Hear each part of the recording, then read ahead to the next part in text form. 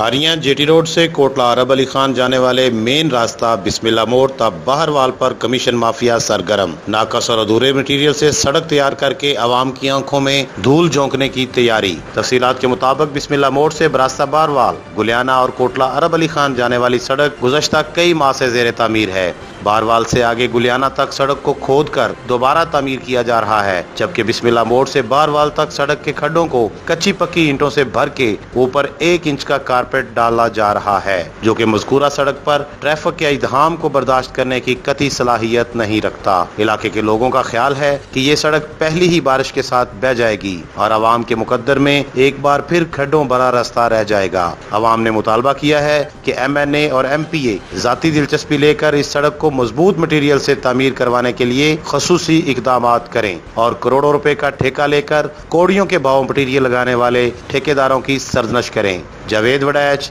तकबीर न्यूज़, खारियां।